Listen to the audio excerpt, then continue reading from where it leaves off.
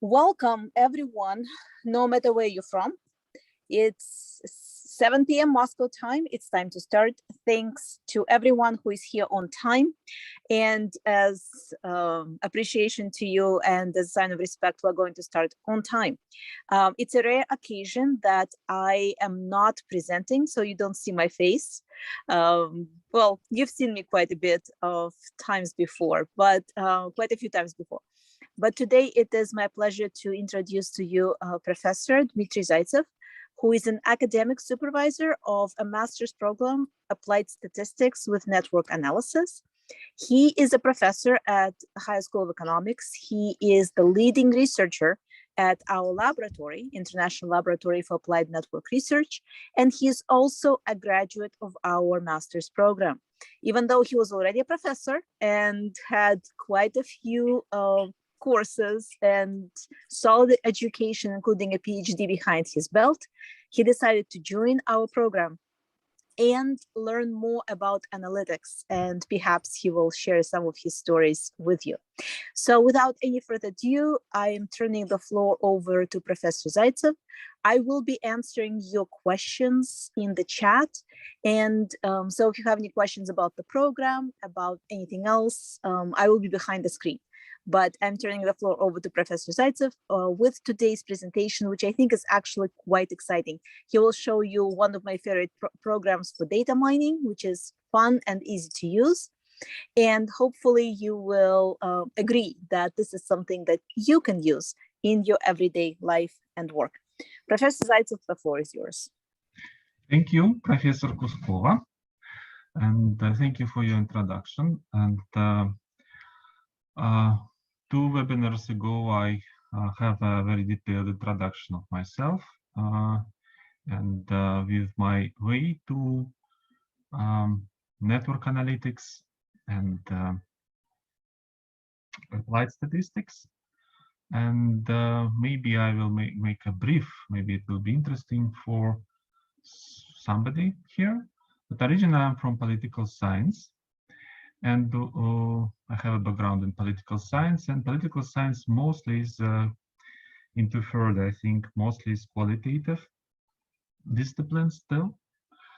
And during my study as a student, and then when I started teaching public policy, first of all, I realized that there is a lack of quantitative education in political science and in policy sciences, and this lack is especially characterized in a way that students study statistics, but they do it in an old-fashioned, traditional fashion, starting from the average, mean, median, then standard deviation, then some regression maybe, cluster factor analysis, but without application of all this stuff to the real life problems, either academic or business. Maybe because I have some experience in applied sociology working for business, I realized that this is not a good way, and that we need some better education in statistics, in applied statistics, first of all. And I start from myself, and I just after I received, I was already 10 years PhD holder, I decided to go back to school and studied at the master program applied statistics with network analysis, which we call MASNA. Now I'm as academic supervisor from the 1st of July, I believe, of this program. And this how I developed this identity, being not only political or policy scientist, but policy network scientist and computational political scientist that I'm trying to be. So we have MASNA, Master of Applied Statistics with Network Analysis, our offline program, and the MDNA, that is Master of Data Network Analytics, is an online mirror of this offline programs. So MDNA is online program at the Coursera platform.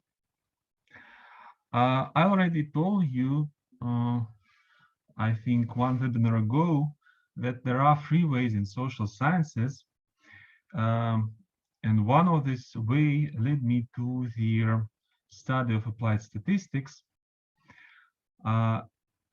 And this way is a combination of theory-driven and data-driven approach. Yes, so we have theory testers that are those who do empirical research. Usually in political science especially, they use regression without deep understanding of theory that they try to test. And there are plenty of research of such that use this approach, and they are very good in publishing actually, because the academic journals like empirical research. There are other applied and academic research that are theory builders. They try to build theories without the empirical test of these theories. And this kind of researchers, by the way, we can find not only in academia but also in business. When I was working in sociological think tank, I met such kind of people. And for example, it was an interesting story. Then somebody came to us with their as a client. It was one of their football club in Moscow, and they were trying to rebrand themselves, football club, and asked us to make a sociological survey. And one guy said that you do not need sociological survey. I will provide you recommendation from scratch. So don't waste your money. So even in applied research in business analytics, you can find this such theoreticians that can say what the business company have to do without any research. Yeah. So knowing these 2 ways, I want to develop my own way, that is pioneers or explorers that combine both approach, empirical research and well-grounded theoretical research. Actually, this types of research can be combined with the approach to the analysis that is well known, that is theory-driven and data-driven. And usually we are talking about that what is the best, what is the better, to be driven by theory or to be driven by data.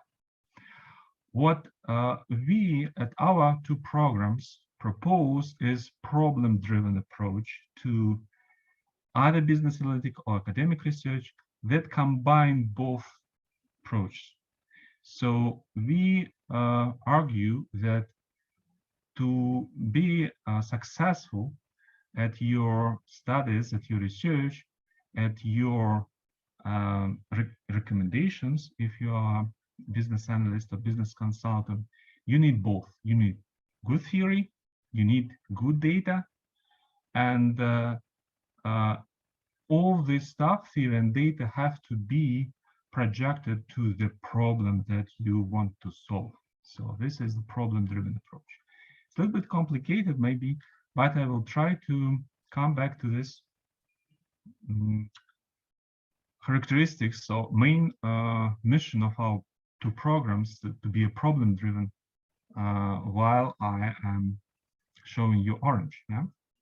So orange is a software that was developed by the professor and doctor of University of Slovenia, that is Janez Demšar. And he is one of our co-faculty at both of our programs. And he teaches actually this course, data mining. And I will, of course, I will not teach you the whole course today, but I will show just several examples and try to show you how this data mining course with Orange is different from the same courses that you can find on other programs. And this difference is that we teach data mining not only through data-driven approach, because data mining usually is taught as data-driven course. So you get some data and try to do something with this data and get some sense from it. I'll try to show you that even this completely data-driven course can be transformed into the problem-driven approach. So even with manipulating with data, you can get some sense out of this data. And to get this sense, you need theory and you need problem. So data mining is a course at our 2 master programs. And we taught it with Orange. Orange is an open source data visualization machine learning data mining toolkit that was developed for explorative data analysis. It's very interactive. And one of the developer of this program or software or toolkit, as they said, is Professor and Dr. Janez Demšar from University of Slovenia. He's the link to one of the article that presented, and it is based on Python, yeah, Orange. So here is the Dr. and full Professor University of Ljubljana, Janez Demšar. This is his photo. And he's visiting professor at our master programs. And we hope that also, we're sure that he will also record the course on the DNA program. And at MASNA program, when he is presenting this Orange in live, he also comes with the Ida Petner, who is a researcher at the University of Ljubljana, and actually his PhD student. So, and together, of course, in offline format, they are interacting and co-teach together. That is also very fun and interesting. So actually, the Orange is open source, as I said, and you can find a lot of stuff in the internet. So this is the main page, that is orangedatamining.com. And there you can, first of all, of course, you can download Orange. I did it myself 2 years ago to my new computer, by the way, just to test again how easy it was. So it was just spend around 15 minutes. And you do not need to pre-install any Python or anything, because everything is in one package that you have unpacked and install, and then it install everything, Miniconda, Anaconda, and Orange itself. So download it. I just put the link to download file. Also, there are a lot of materials at this resource. At the source, and what is maybe for me is very useful is YouTube tutorials. So actually, Ida there is speaking and provide snapshots from her computer. So it's very useful, very useful. And this is one of the reasons why I do not repeat these tutorials, because everything is online. Not everything, of course. There is no the main actor here, like Professor Dr. Janez Demšar, but a lot of materials you can find at this link. That is why I will show you only some problems that you can solve in Orange, and trying to show how this data seems completely data-driven problems are tackling at our master programs. I will talk today about 2 widgets, actually. They called it widgets. Hierarchical clustering and PCA, principal component analysis. This is also methods, as you know, of applied statistics. And here you see that before I will show it to you, I have some problems here in data to demonstrate. Yeah, so as I said, I prefer actually start my data mining endeavor with theory. But this is up to you. It's your preferences. You can start from data, or you can start directly from problem. But what is important that here you cannot avoid one of these parts if you want to be a good analyst. So you need all three components to be successful, even if you are a business analyst. By theory, by the way, I mean not some complicated philosophy of the question, but a sort of explanation, a priori explanation of the social or business phenomena, understudy or explanation of the problem with which some corporation is faced with. I have two examples to demonstrate. Actually, they all came from the real research that we are conducting at our laboratory, and our two master programs. We are led by the International Laboratory for Applied Network Research, and we have the academic research. And one of this research was about the political change and the how do mass protests and protesters actually can influence on political change.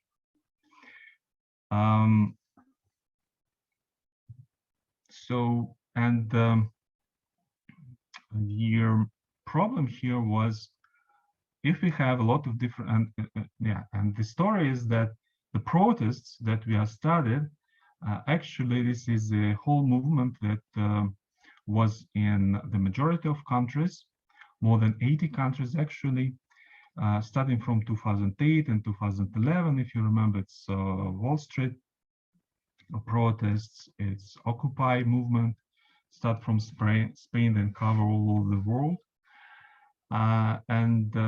Here was the problem that we want to understand how many models or how many types of countries we can find where the protesters try to influence political change. We were trying to theoretically, before experiment, before analysis, based only on theory, hypothesize that there are as much models of protesters' participation in political change as the types of political regime. But here is their trap, because there are a lot of theories of political regime. There are a lot of classification of political regime. You can find very easy classifications that for example, we have three kind of regimes, that is authoritarianism, democracy, and totalitarianism. Or we can find much more detailed typology. That's different political regimes. For example, they can even find 50 different kinds of authoritarianism. Even there is a joke for so-called authoritarian regimes that if you remember, there was a film, 50 Colors of Gray. Yeah, so there is a joke in political science that we have 50 colors of authoritarianism as well. So theory cannot help us. Yeah, so then maybe data can help us. So, and I will show you the example of dataset that is called quality of government dataset. This dataset is very huge. It's around more than 2,000 variables for all countries, and it's also different time from, I don't know, from beginning of 20th century to nowadays. So it's a really huge data set. And the problem, and data itself actually without theory cannot also answer this question. I will show you. And the problem here is case selection. So, and this is maybe very usual problem that we can face when we do either academic or applied research. So what kind of cases to select? Maybe even for further qualitative in-depth analysis or another quantitative in-depth analysis. The same we can face with, if we will just not talking only about countries, we can talk about corporations, or like we told about on previous seminar, we were talking, as if you remember, about effectiveness. We're talking about different brands, car brands that compete with each other. So the same question can be addressed here. So if we are working in one corporation, let's say in Nissan, for example, yeah. So who are other direct competitors with whom we can compare ourselves, for example, our sales and the spendings for advertising, with whom we are most similar and with whom we are more dissimilar. So this is important to know also, because we need to compare our company with other companies, and it's better to compare ourselves with those who are close to us according to the different characteristics. So this case selection problem is the problem for both of both importance for academic research and business analytics. So, and this problem, again, to tackle this problem, we need both theoretical understanding or some a priori understanding. We need data, and we need to combine them somehow to answer this question. How many models in our case with political regime do we have? Are there 3 models or 50 models? Also there is a question about other data. Do we need it? So, case selection with hierarchical clustering. Also a little bit theory here that while we select cases, usually we faced with the so-called most similar cases research design. Why do we need similarities in this case? We need similarities, and we need to compare ourselves. For example, let's say we are trying to, we are automobile industry company, and we try to increase our sales. So let's look on, into our competitors. So, and who are our competitors with whom we have to compare? So we need to compare with a similar company. Why we need it? And this most similar cases motivation show us why we need it. We need it, for example, if we have 2 similar brands, and these 2 similar brands have different effects. What are the different causes of these different effects? So, for example, we have 2 very simple car brands, and one car brand have very high sales, and the other have a very low sales. They are similar according to the in other variables. What different reasons, then what are the different causes that lead to the different effects then? So you see that we need to compare cases, understand what kind of cases are similar with our case and what cases are different with our case. So here is coming back to the protests. Here is actually, this is the most important link. If you want to have some more details about the example that I will show you later, so you can look into this book and read this chapter actually, and see how we trying to solve this problem with hierarchical clustering of countries actually, according to the different models of protesters there impact political change. And as I said before, we have theoretical assumption.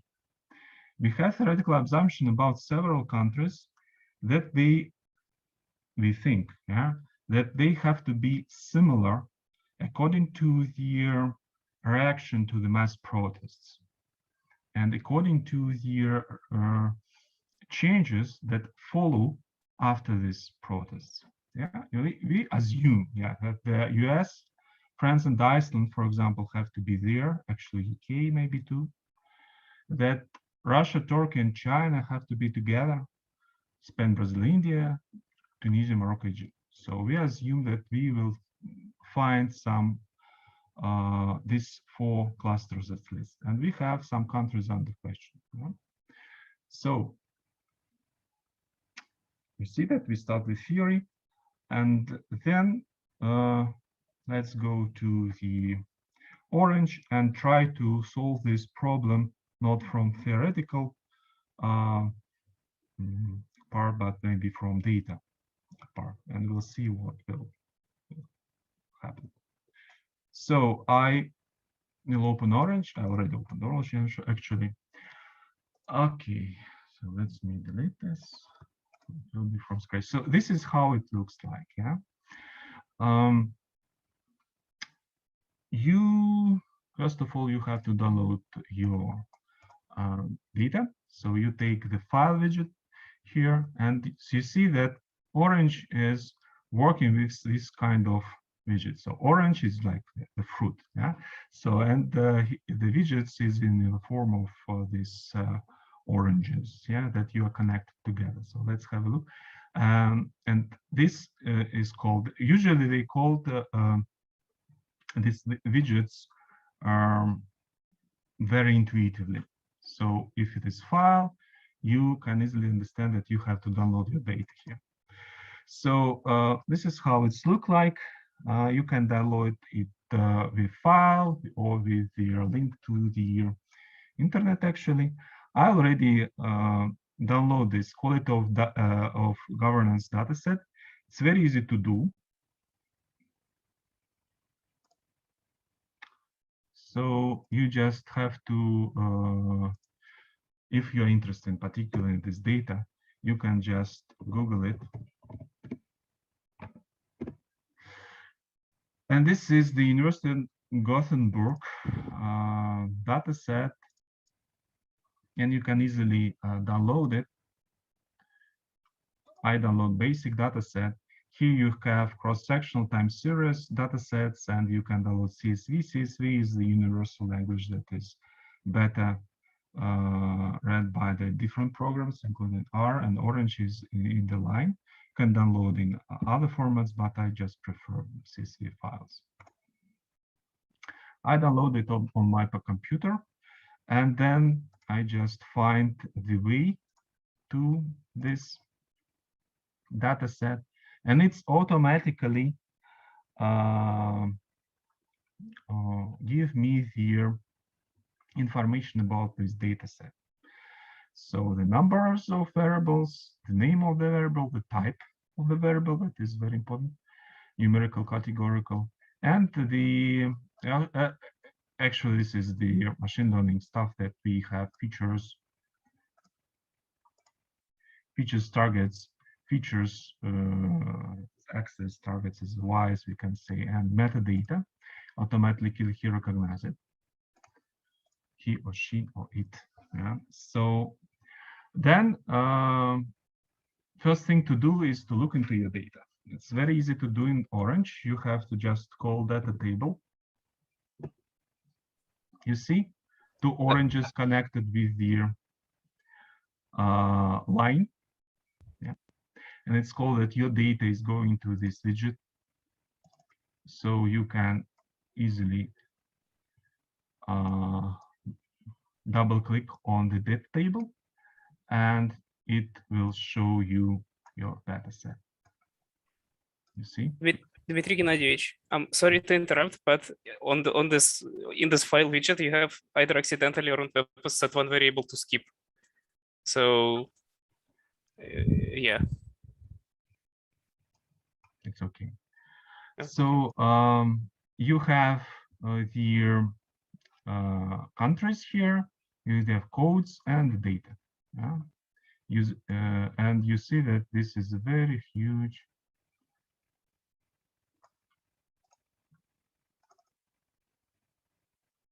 You mean this? It doesn't matter because I'm showing just the to show you the program. So I will not use it in the article. So you see that there are a lot of variables, and actually it shows you the major information here, so that you have 194 instances. So it's a little bit machine learning language, that manual language. We call it objects, it call it instances, features or variables, we call it variables, more than 300 variables, and so on. Actually, I have to speed up because I'm okay. So to build hierarchical clustering, it's very easy to do. According to the theory of statistics, you know that before you will build the hierarchical clustering or another cluster analysis, you need to calculate distances between variables, yeah, or provide a distance matrix. So here it's very easy to do. You just make distances. You see how fast it is produced. You always have to watch that you download here the data, because here there is no other options, but it can be. And then you just choose the widget hierarchical clustering. And here is it. Double click. And you know, I hope from theory, that the hierarchical clustering is represented with the dendrogram that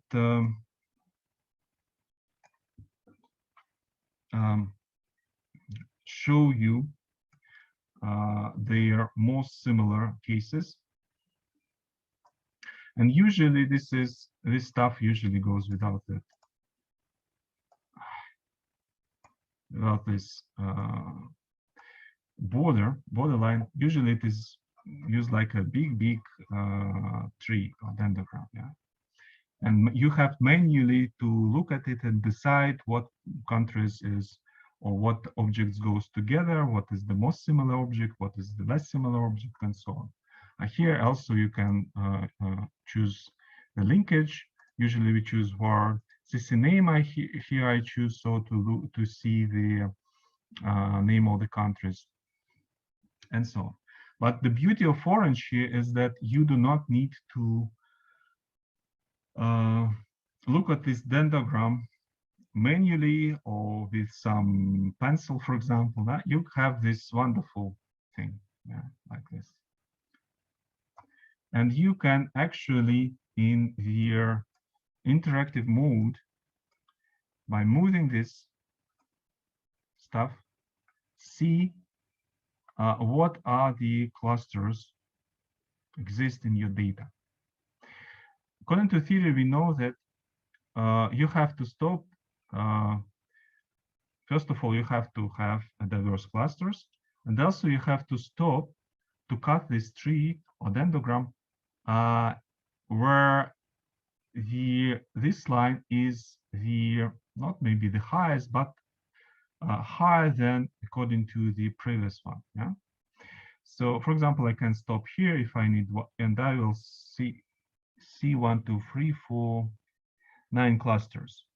What is interesting here is, and we do not use any theory. Yeah, here we just completely data-driven. And what is interesting, we have this cluster that is 9th cluster, that United States, Russia, India, and China come together. Yeah. For political scientists, actually, it will be very strange. I hope you understand why. Because United States is democracy. I know that Americans like to argue that they are not democratic, especially it came from the democratic camp. But believe me, it's much more democratic than Russia, for example. And here we have also India, that is also Indians, by the way, they always argue that their country is democratic. Yeah. There are some doubts from non-Indian population, but still. And there is China, for example. So very different countries, according to the political regime, came together here. So actually, I'm not very satisfied with this clustering. even if you will move it further, still Russia and United States, for example, will be together. And we know, and different indices of democracy showed us that United States is democracy, Russia is autocracy. So they cannot be together. And they cannot be together according to the response to protests. Yeah, if you remember here, our original idea. Yeah, so we are not satisfied with this clustering. So if so, we have to come back from the data to our theory and try to do something with data again. Yeah. So if theory said that we have to, for example, project our analysis or start our analysis from the political indicators, first of all, maybe then we have to select political indicators and then do our cluster analysis again and try to understand, do we have proper clustering or not? And if you also remember that, for example, US have to be together with UK, yeah, and Russia have to be together with Turkey. And they, for sure, the Russia and the United States have not be together. Yeah. So let's, we already done this thing. This is what I forgot to say, that you also can here choose columns. So then it will make a clustering of not countries, but variables, yeah, by columns. Yeah. And also here, if you remember, and if you're a fan of the math theory, you can choose different distance metrics. Usually we use Euclidean, but here is a great range of other distance metrics also available in orange. So okay, we can we have to select, and it's also select our data according to the theory. And so it's very easy to do in orange. So you just call another digit, that is select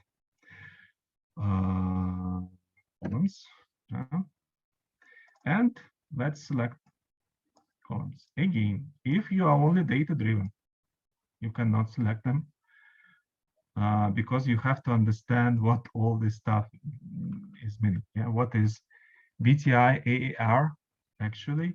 What you have to do, you have to go to the code book and read it and understand what is hiding beyond this names of these variables actually. Yeah. I know something about this data set, so I want to select only indicators that is about political regime, actually, only. So how to do it? So I just choose the variables that I do not need it, and I will put them into the ignored part of this table. So actually, what do I need? I need VDM indicators. Van index is Van Helsing. I forget the name. Okay, so very famous index of democracy actually. VDM is also, it's not Van Helsing. So I choose only this that I know, for example, yeah, and live with it. Then I can look into the data. What is beauty of this orange again, that you always can look into your data without any further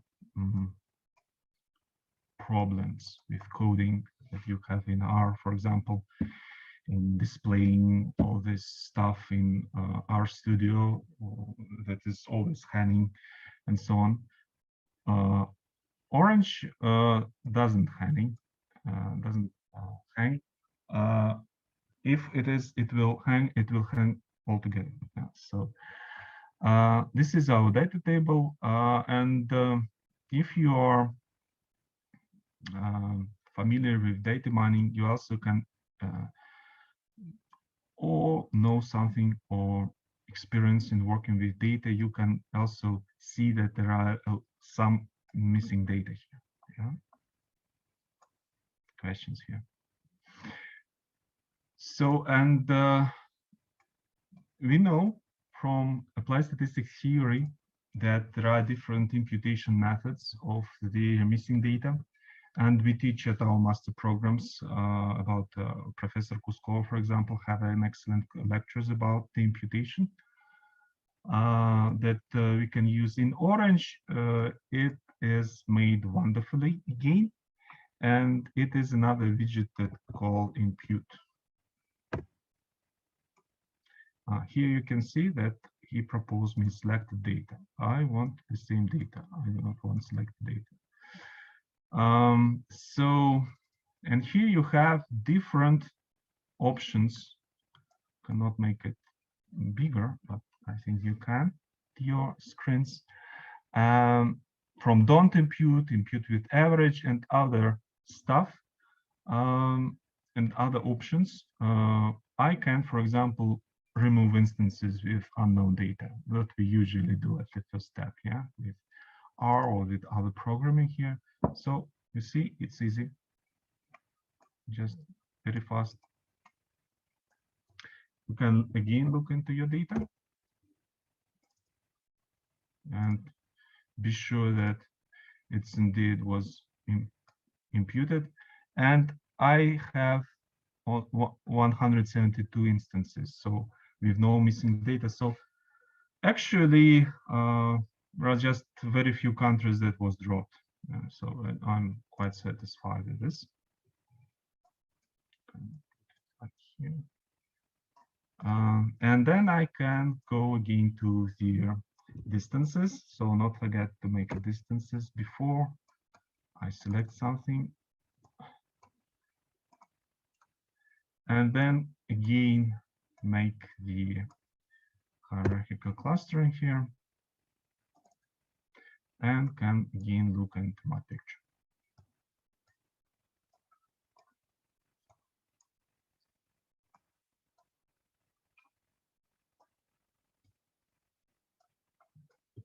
So I can move it, yeah, as I like it, and have a look. Where is my countries? For example,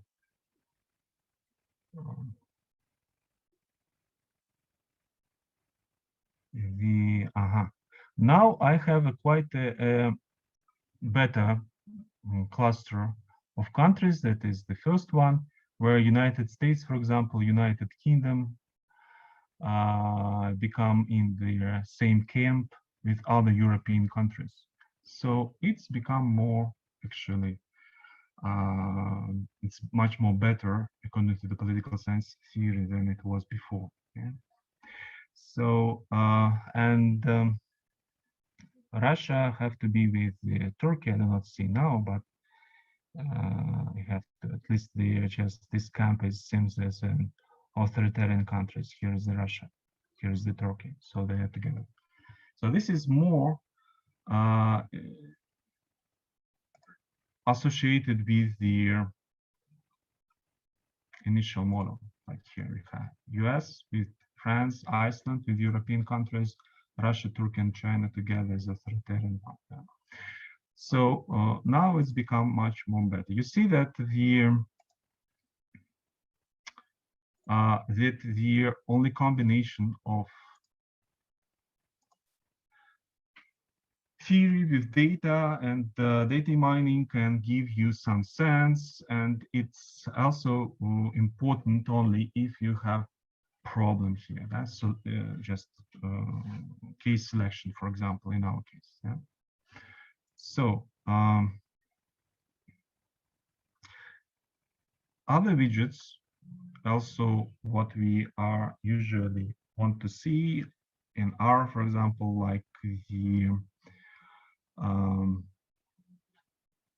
distance matrix is also available here. It's very fast to calculate. You can just turn it into the countries, and it show you the distances here. So quite available. Okay, I have 15 minutes. I can also show you another thing. And another problem for last problem for today. It's the dimensionality reduction with principal component analysis. And again, I can just easily show you only the digits, but our approach is problem driven. So why do we need the principal component analysis, and why do we need it? So usually we use it for, according to the title, for the reduction of dimensions. And in our example with protests and political change, the problem here is the following, that if we want to study political change, for example, we have to take into account a lot of variables. A lot of how many? It's dozens or maybe even hundreds of variables that we have to take into account, because political change themselves can be measured in dozens of variables. We have actually we have more than 10, I think, very different indices of democracy, popular indices of democracy, that use each of it use about 100 of variables. Also, there are different explanatory variables that can want to explain and try to explain the democratization or the rise of autocracy, including economic factors, cultural factors, social factors, and so on. Yeah? So a very complex variables influence on a very complex phenomena. So we need a lot of data, dozens or even hundreds of variables to analyze. The same problem can be in the business analytics. When we present you, or will present you, I don't remember, the case of the forecast of automobile industry, we made it using more than 100 variables. So again, we have a lot of variables to deal with. One of the decision to this problem is to reduce dimensionality. Means that you can, without losing your variables, you can reduce your dozens and hundreds of variables to several, and then put them into some more simple model like linear regression. With linear regression, it's also important because if you put a lot of variables in the linear regression, even dozens, you will face with several problems. One of this problem is multicollinearity, which means that these variables will correlate with each other and show you a high R square that is not true actually.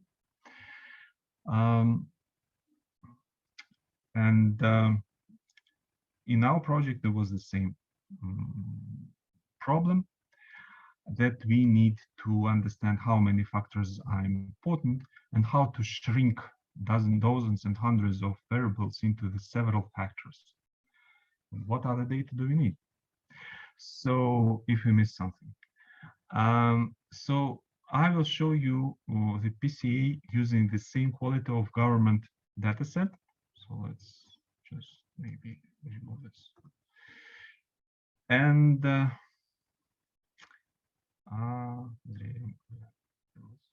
okay, so I can made it using the same dataset. Actually, it doesn't matter if you will make it from a file directly or from the data table. And again, the widget is very simple. It's called PCA. Yeah? So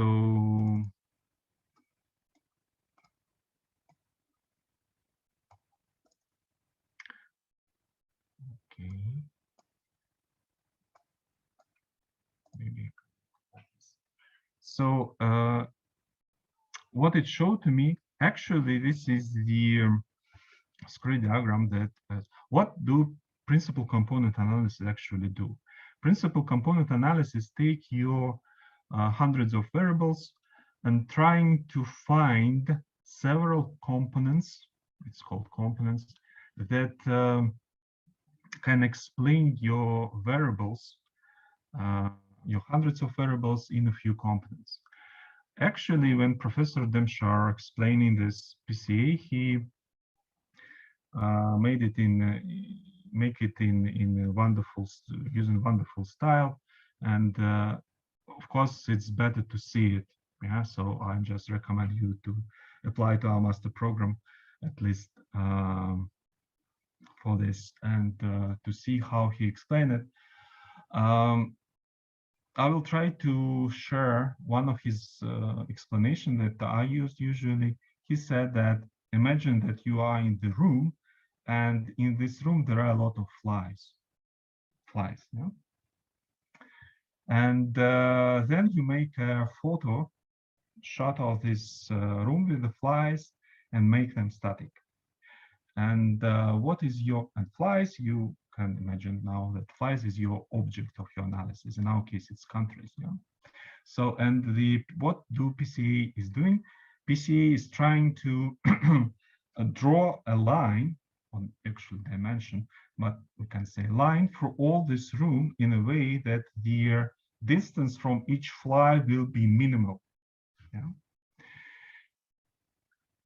And it will be your first component.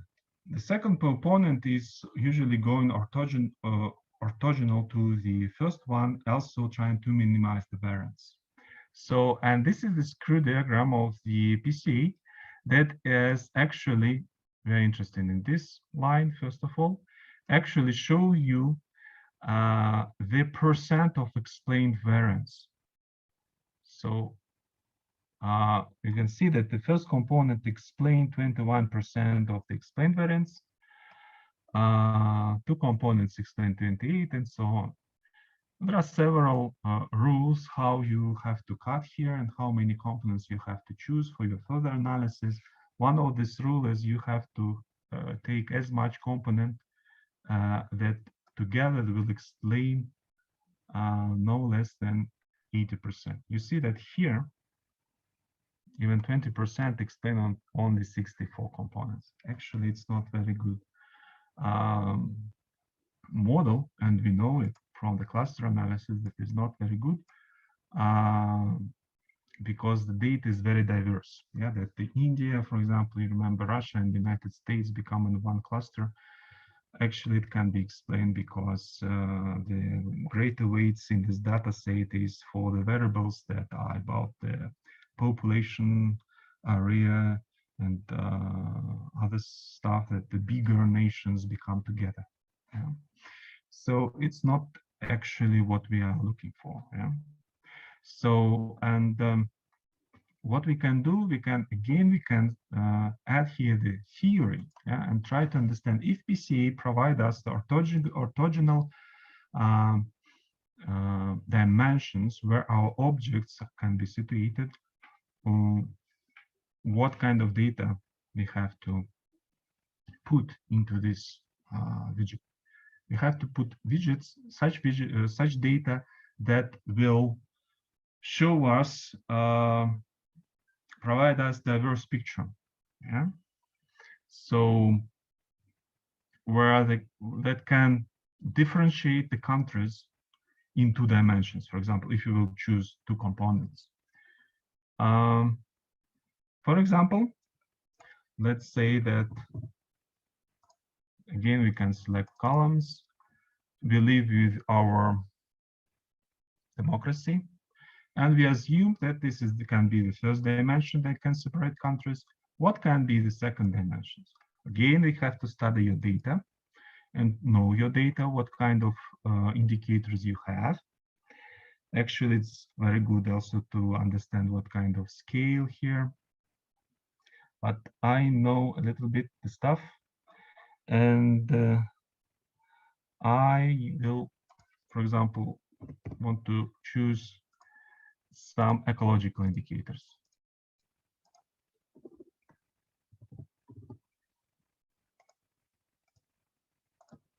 You see also how it is. You can just type it and choose it.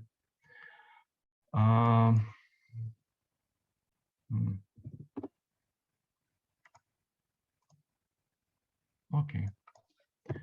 So I assume that the in 2 dimensions that can separate our countries, I can separate them better if I will take, for example, political regime and environmental protection, for example. Yeah?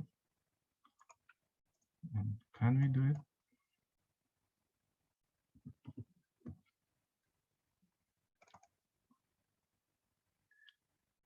First, that I see that I can stop with the 2 components because they give me 74% of the extent variance. The next is 3 with 81%, that is more than 80. And also what is the beauty of this orange is that you can, first you can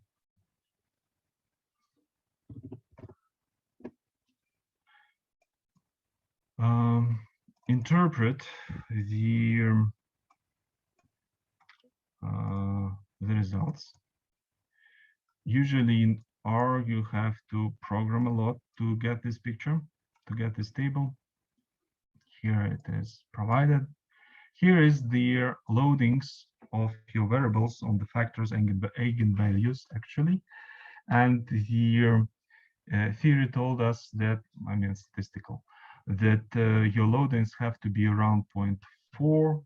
Yeah, so to make some conclusions, here is no 0.4, but at least we have some point more than 0.3, and we can say that these democracy indicators are okay with the component number 1. So the component number 1, then we conclude that it is about democracy and autocracy. And also here we have principal component 2 that is with the higher loadings on the environmental variables, and even 0.5, 0.5 in these 2 cases with CO2 and fossil. So we can conclude that the component 2 is about environment. So this is what we want to find, actually, according to the theory. Yeah? We can argue that this is not enough, actually, from the mathematical perspective, but for our educational task, it's okay. Also, what is great, and you can find in the orange, that you can also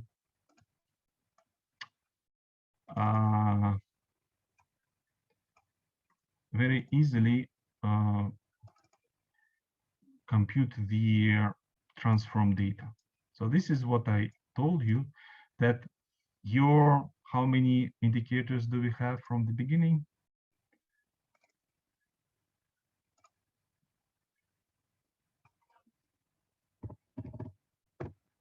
Not from the beginning, but after the selection. We have 14 features, 14 indicators of variables, and we end up with the 2 components. So we reduce our variables from 14 to 2 components, and for each country we get a new value, If you remember the interpretation, PC1 or first component is about democracy, autocracy dimension, and indeed we can see that Eritrea, Yemen, Korea, North Korea, Syria, with the -5, -4 on this dimension, autocracy, democracy, it seems true. Yeah, that is least democratic countries as or authoritarian countries here, and the most democratic have to be in the end. Yeah, so like Denmark, Sweden, Norway, again, it's okay. We know from theory that the Sweden democracy is the best democracy that we can observe for now. And second component is about environment, and that's also actually also seems that we have some sense here. And here is a little bit more tricky, but question, but still we have these values, and we shrink our data from 14 features of variables to 2 variables. And now, for example, we can take this data and use it in some another modeling, like linear models. And also it's very great. Why? Because we know that one of the assumptions of the linear model is that your access have to be independent, IID, and components are orthogonal. It means that they are independent by a priori, by definition. And this orange package actually is the easiest have the easiest interface to provide you these numbers. Yeah. With SAS or with R, you have to dig it a little bit with coding to have this table. Actually, this is it what I want to show you for today, and I hope that you in love with Orange as I am. And again, you can get at our data mining course at our 2 programs in online format or offline format with Orange from the Orange creator, Professor Dr. Yanis Demshar.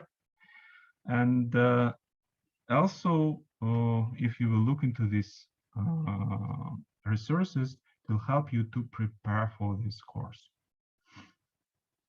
This is it. Thank you very much.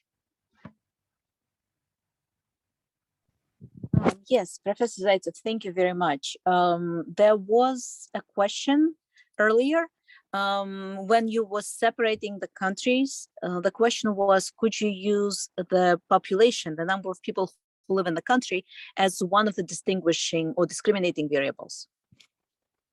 Yes, I can use it. And actually, one of my hypotheses why in the beginning, when I just blindly take the data without theory, why India, China, Russia, and United States come together, it's because of the, first of all, that these countries have a lot of population, and they have just major area. But the point is that I can get any data that I want. Yeah, but the point is that your choose of your selection of your data selection have to come from theory. And for my purposes, when I was studying protests and how do protests influence political change, so I was in the political science domain, the better indicators to get my clusters was political regime, actually, and the level of democracy. And yeah, also I want also to add that if usually, and this is my experience, there's such indicators and variables as population and GDP, for example, also are the most useful variable, useless variables in comparative research, because they are not explained a lot in comparative politics, at least.